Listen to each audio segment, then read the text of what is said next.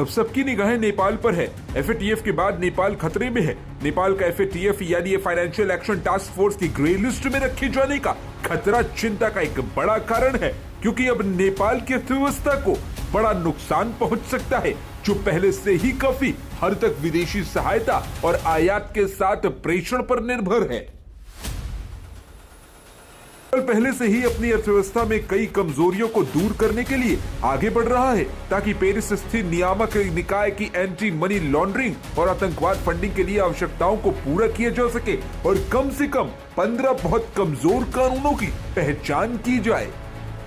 FATF शैली की क्षेत्रीय मनी लॉन्ड्रिंग रोधी एपीजी यानी agency Asia Pacific group on money laundering ने एक समूह ने हाल ही में मनी लॉन्ड्रिंग और टेरर फंडिंग पर देश की प्रतिक्रिया की समीक्षा करने के लिए नेपाल की 2 सप्ताह की यात्रा की। सूत्रों के अनुसार एपीजी अपनी पारस्परिक मूल्यांकन रिपोर्ट में आज तक दर्ज प्रगति का एक उपयोग करेगा। आपको बता दें कि ग्रे लिस्ट और ब्लैक लिस्ट क्या होता है। दरअसल ग्रे लिस्ट उन देशों और न्यायालयों को एक संग्रह के लिए जिनकी उन सरकारों में आतंकवाद के वित्त पोषण और मनी लॉन्ड्रिंग से लड़ने के लिए रणनीतिक कमियां हैं, उन्हें ग्रे लिस्ट कहते हैं। दूसरी ओर ब्लैक लिस्ट कार्रवाई के लिए उच्च जोखिम वाले न्यायालयों की एक सूची को संदर्भित करती है। ईरान, उत्तर कोरिया और म्यांमार वर्तमान में एफएटीएफ की ब्लैक लिस्ट में है।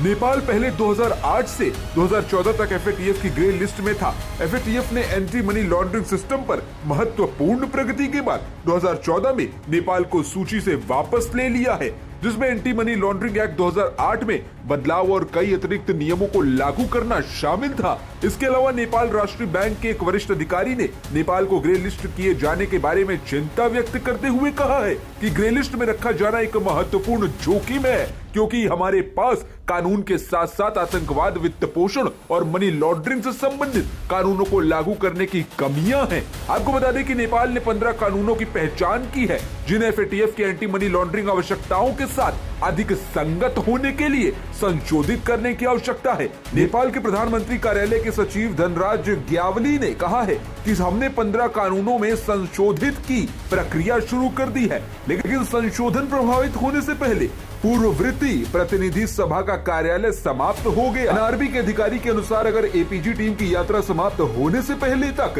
कानून को प्रमाणित किया गया होता तो नेपाल को ग्रे लिस्ट में नहीं डाला जाता। धनराज ग्यावली के अनुसार एपीजी के फरवरी 2023 में अपने प्रारंभिक रिपोर्ट प्रकाशित करने की उम्मीद है, जिस पर नेपाल देश अपना दृष्टिकोण प्रदान करेगा और एपीजी द्वारा अंतिम रिपोर्ट जारी करने से पहले आमने सामने की बातचीत भी होगी।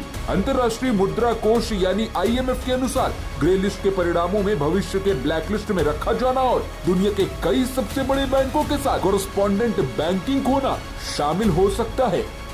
News report, news desk, media news.